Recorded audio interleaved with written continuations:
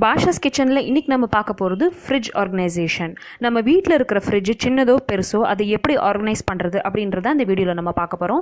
So இதுதான் நான் organise பண்ணி வச்சுருக்க ஃப்ரிட்ஜ். ஸோ இதுக்கு முன்னாடி இது எப்படி இருந்துச்சுன்னு உங்களுக்கு நான் காட்டுறேன். இதை நான் எப்படி ஆர்கனைஸ் பண்ணேன் அப்படின்றதையும் உங்களுக்கு நான் சொல்கிறேன். ஸோ அதுதான் இந்த வீடியோவில் நம்ம பார்க்க போகிறோம். ஸோ எப்போயுமே ஃப்ரிட்ஜை வந்து நீங்கள் க்ளீன் பண்ணும்போது ஃப்ரிட்ஜ் ஸ்விட்ச் ஆஃப் பண்ணிடுங்க. ஸ்விட்ச் ஆஃப் பண்ணிவிட்டு ஃப்ரிட்ஜில் இருக்கிற எல்லா ஐட்டமும் எடுத்து வெளியே வச்சுட்டு இந்த மாதிரி நீங்கள் வந்து ஃப்ரிட்ஜை வந்து ஃபஸ்ட்டு எம்டி பண்ணிடணும். அதுக்கப்புறமா இந்த ஸ்டாண்டு அப்புறம் அதில் இருக்கிற அந்த குட்டி குட்டி அந்த பேனட்ஸ் அது எல்லாத்தையும் எடுத்து வெளியே வச்சு தனியாக க்ளீன் பண்ணுங்கள். ஃப்ரிட்ஜுக்குள்ளேயே க்ளீன் பண்ணிங்க அப்படின்னா வந்து அது சரியாக க்ளீன் ஆகாது. ஸோ இப்போ வந்து நான் இதில் எப்படி க்ளீன் பண்ணுறேன் அப்படின்னா நிறைய அதில் ஸ்ட்ரெயின்ஸ் இருக்குது அப்படின்றதுனால இதில் வந்து நான் கோலின் யூஸ் பண்ணி இதை நான் க்ளீன் பண்ண போகிறேன். உங்களுக்கு கரை நிறையா இல்லை அப்படின்னா வெறும் தண்ணியே நீங்கள் ஸ்ப்ரே பண்ணி கூட க்ளீன் பண்ணலாம். ஆனால் வந்து என்னோடய ஃப்ரிட்ஜில் நிறைய ஸ்ட்ரெயின்ஸ் இருக்குது அப்படின்றதுனால நான் வந்து கோலின் போட்டு இதை நான் க்ளீன் பண்ண போகிறேன். க்ளீன் பண்ணிவிட்டு இதை வந்து நம்ம 1 ஹவருக்கு அப்படியே விட்டுற போகிறோம். எப்போயுமே ஃப்ரிட்ஜு க்ளீன் பண்ணிவிட்டு ஸ்விட்ச் ஆஃப் பண்ணிவிட்டு என்ன பண்ணுங்கன்னா க்ளீன் பண்ணி முடிச்சதுக்கப்புறமும் அப்படியே உடனே எடுத்து பொருள்லாம் வைக்காமல் ஒரு 1 ஹவருக்கு உங்கள் ஃப்ரிட்ஜை இந்த மாதிரி ஓப்பன் பண்ணியே வச்சிட்டிங்கன்னா அதில் இருக்கிற இந்த வாசனையெல்லாம் போயிடும். ரொம்ப ஏதாச்சும் நீங்கள் புளிச்ச வாசனை ரொம்ப நாள் மாவு உள்ளே வச்சோன்னா புளிச்ச வாசனை அடிக்கும் இல்லையா, அதெல்லாம் உங்களுக்கு வந்து இல்லாமல் இருக்கும். ஸோ இப்போ வந்து நான் ஃப்ரிட்ஜ் ஃபுல்லாக நல்லா கோலின் ஸ்ப்ரே பண்ணி ஒரு 5 மினிட்ஸ் ஊற வைக்கிறேன். ஊற வச்சதுக்கப்புறமா என்ன பண்ணுறேன்னா ஒரு ட்ரை கிளாத் எடுத்து எல்லாத்தையும் நான் வந்து க்ளீன் பண்ண போகிறேன். ஸோ ஃபஸ்ட்டு கோலின் போட்டு ட்ரை கிளாத் எடுத்து இந்த ஸ்டெயின்ஸ்லாம் ரிமூவ் பண்ணுற மாதிரி க்ளீன் பண்ணிடுங்க. அப்புறமா நீங்கள் எப்போ கோலின் யூஸ் பண்ணாலும் சரி செகண்ட் டைம் இது வந்து 2 தடவை நீங்கள் வந்து வாஷ் பண்ணணும். வெறும் தண்ணி வச்சு நீங்கள் வாஷ் பண்ணிங்கனாலும் அழுக்கு போகும். ஆனால் வந்து ஸ்டெயின்ஸ் நிறையா இருக்கிறதுனால நான் இங்கே கோலின் யூஸ் பண்ணியிருக்கேன். இப்போ நீங்கள் கோலின் யூஸ் பண்ணி இந்த மாதிரி நீங்கள் வந்து இது க்ளீன் பண்ணுறீங்க அப்படின்னா ஒரு தடவையில் க்ளீன் பண்ணக்கூடாது, அட்லீஸ்ட் 2 தடவையாச்சும் நீங்கள் க்ளீன் பண்ணணும். ஃபஸ்ட் டைம் இந்த மாதிரி கோலின் யூஸ் பண்ணி ஸ்டெயின்ஸ்லாம் ரிமூவ் பண்ணிவிட்டு செகண்ட் டைம் என்ன பண்ணுங்கள், ஒரு வெட் கிளாத் எடுத்துக்கோங்க. ஒரு துணியை லைட்டாக நீங்கள் தண்ணியில் பண்ணிவிட்டு அப்புறமா ஃப்ரிட்ஜ் ஃபுல்லாக நல்லா தொடச்சி எடுத்துட்டிங்கன்னா உங்களுக்கு அந்த கோலின் வாசனையும் இருக்காது. உங்களோட ஸ்டெயின்ஸில் இருக்கிற அந்த கொஞ்சம் கொஞ்சம் மிச்சமானதும் உங்களுக்கு வந்து எல்லாமே நல்லா க்ளீன் ஆயிரும். ஸோ அதனால நீங்கள் எப்போயுமே கோலின் யூஸ் பண்ணும்போது 2 தடவை இல்லை ஒரு தடவையாச்சும் அட்லீஸ்ட் ஃப்ரெஷ் வாட்டரில் உங்களோட துணியை நல்லா நனைச்சிட்டு எல்லாம் தொடச்சி எடுத்துக்கோங்க.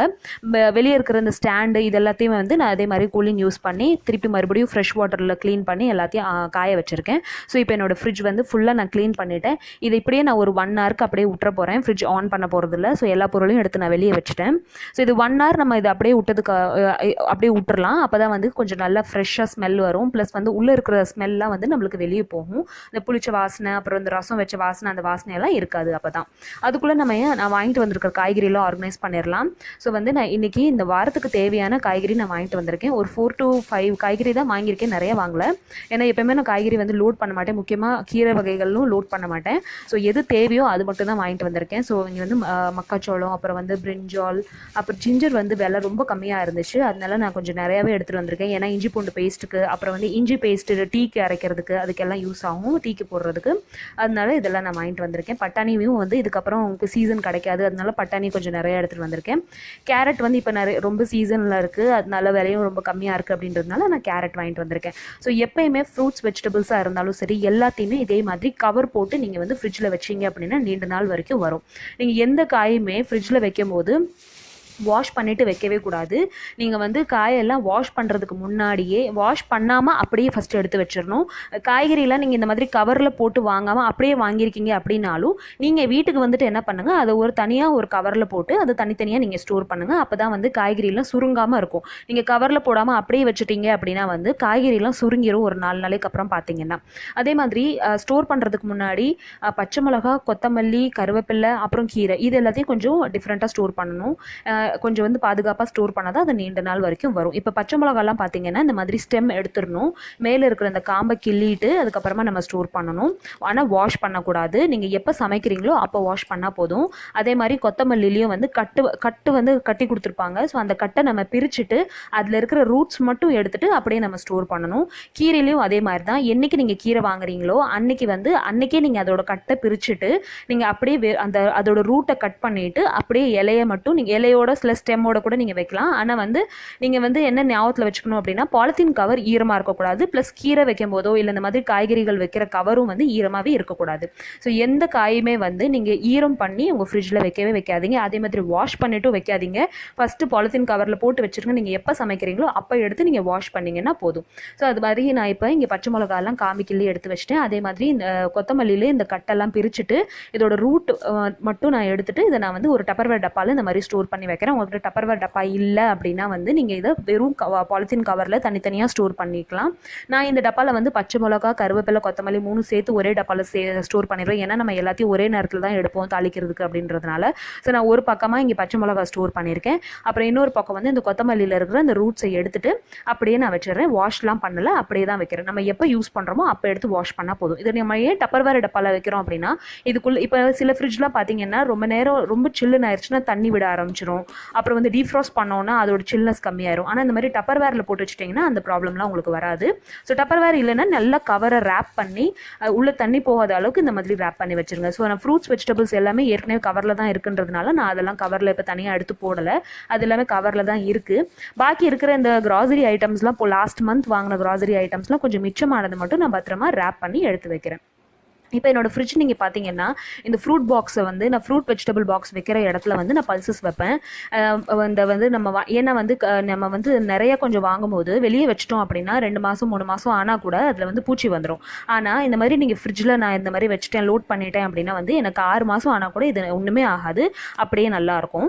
ஸோ இதனால் எனக்கு வந்து யூஸ்வலாக பார்த்தீங்கன்னா இது 1 மந்த் வரைக்கும் வராது. இருந்தாலும் நான் ஒரு 15 டேஸ் வெளியே வச்சாலுமே அதில் வந்து பெஸ்டிசைட் வருது அப்படின்றதுனால நான் ஃப்ரெஷ்ஷாக வாங்கியிருக்கிற இந்த பல்சஸ் அடியில் வச்சு நெக்ஸ்ட் மந்த்ல இருந்து கேரி ஃபார்வர்ட் ஆகிற பல்சஸ் எல்லாத்தையுமே வந்து கொஞ்சம் மேலே வந்து வச்சிட போகிறேன். இப்போ இந்த கடலை, மொச்சை, காரமணி, கொள்ளு இதெல்லாம் வந்து இந்த மாதம் வாங்கினது, அதனால நான் அதெல்லாம் கீழே வச்சுட்டேன்.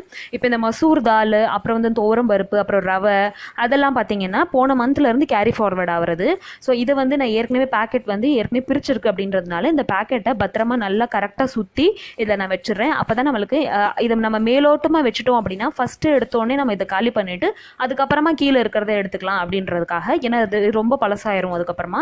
அதனால ஃபஸ்ட்டு எது நீங்கள் காலி பண்ணணுமோ, எதை நீங்கள் வந்து சமைச்சு முடிக்கணுமோ லாஸ்ட் மந்த்லேருந்து நம்மளுக்கு கேரி ஃபார்வர்ட் ஆகிட்டு இருக்கும். ஸோ அதை வந்து நான் இங்கே மேலோட்டமாக வச்சுருக்கேன். அப்போ தான் வந்து நம்ம எடுத்து சமைக்கும் போது நம்மளுக்கு ஞாபகம் வரும் அப்படின்றதுனால. இந்த பச்சை பயிரும் பார்த்தீங்கன்னா நான் லாஸ்ட் மந்த் வாங்கினது தான். ஸோ கொஞ்சம் மிஞ்சிருச்சு, அதனால நான் வந்து இதை கவரில் போட்டு இந்த மாதிரி எடுத்து வைக்கிறேன். ஸோ இப்போ என்னோட பாக்ஸு அப்புறம் இது எல்லாத்தையும் நான் இப்போ எடுத்து வச்சுட்டேன். தேவையான பல்சஸ் எல்லாத்தையும் இந்த மாதிரி வெஜிடபிள் பாக்ஸில் எடுத்து வச்சுருக்கேன்.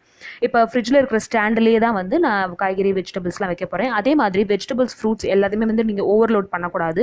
எவ்வளோ தேவையோ அவ்வளோ மட்டும் நான் இங்கே வாங்கியிருக்கேன். ஒரு வாழைக்காய், கொஞ்சம் கத்திரிக்காய், அப்புறம் கொஞ்சம் பட்டாணி, இந்த பச்சை மிளகா, கருவேப்பிலை அதெல்லாம் ஒரு ஸ்டாண்டில், ஃப்ரூட்ஸ் வந்து செகண்ட் ஸ்டாண்டில், தேர்ட் ஸ்டாண்டில் வந்து இந்த இஞ்சி, அப்புறம் இந்த கார்ன் வாங்கினது, அப்புறம் இந்த பாக்ஸில் வந்து நம்ம வந்து அன்றாடம் தேவையை யூஸ் பண்ணுற இந்த பல்சஸ் எல்லாத்தையும் இதில் நான் லோட் பண்ணியிருக்கேன்.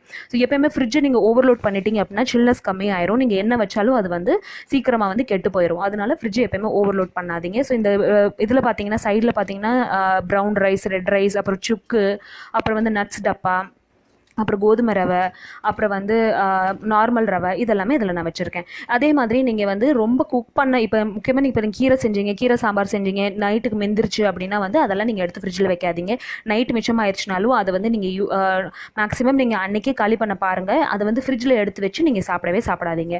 அதே மாதிரி நம்ம வந்து இப்போ ஒரு வெங்காயம், ஒரு தக்காளி கட் பண்ணியிருப்போம். ஸோ ஒரு வெங்காயம், ஒரு தக்காளி வந்து இல்லை பாதி வெங்காயம் இல்லை பாதி தக்காளி மிச்சமாயிருக்கும். ஸோ அதையும் அதை மாதிரி ஃப்ரிட்ஜில் எடுத்து வைக்கவே கூடாது. அந்த மாதிரி வச்சிங்கன்னா உங்கள் ஃப்ரிட்ஜு ஃபுல்லாக அந்த வெங்காயம் வாசனை அடிக்கும். அதனால இருக்கிற ப்ராடக்ட்ஸ் இருக்கிற எல்லாத்துலேயுமே வந்து வெங்காயம் வாசனை வர ஆரம்பிச்சிடும். அதனால அந்த மாதிரி மிச்சமாயிட்டா கூட ஒரு டப்பர்வேர் டப்பாவில் போட்டு அதை மூடி நல்லா வந்து ஃப்ரிட்ஜில் வந்து வச்சுருங்க. நீங்கள் வந்து அதை மேக்ஸிமம் அதை வைக்க வேண்டாம் அப்படின்ற மாதிரி நீங்கள் சமைச்சிக்கோங்க. ஸோ இவ்வளோ தான் fridge organisation. So fridge organise பண்ணுறது ரொம்ப ரொம்ப ஈஸி தான். நம்ம வந்து அதில் தேவையில்லாத ப்ராடக்ட்ஸ்லாம் ஓவர்லோட் பண்ணாமல் கொஞ்சம் வந்து அது கொஞ்சம் நம்ம ஃப்ரீயாக கொஞ்சம் இருந்துச்சு அப்படின்னாலே நம்மளோட ஃப்ரிட்ஜ் வந்து பார்க்குறதுக்கும் நல்லாயிருக்கும், மெயின்டைன் பண்ணுறதுக்கும் ஈஸியாக இருக்கும். ஸோ மாவு பார்த்தீங்கன்னா நான் வாரத்தை ஒரு நாள் தான் மாவு அரைப்பேன். அந்த மாவு வந்து நான் 2 நாளில் காலி பண்ணிடுவேன். அதுக்கப்புறம் மாவு வந்து நான் ஸ்டோர் பண்ண மாட்டேன். அதனால என்னோட ஃப்ரிட்ஜ் வந்து கொஞ்சம் இந்த மாதிரி தான் காலியாக தான் இருக்கும்.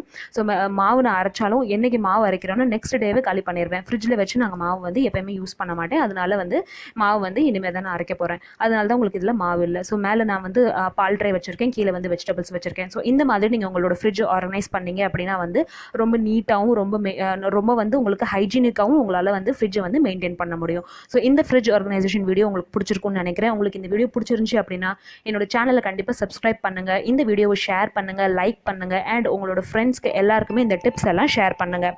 தேங்க்யூ ஸோ மச் ஃபார் வாட்சிங். பாய்.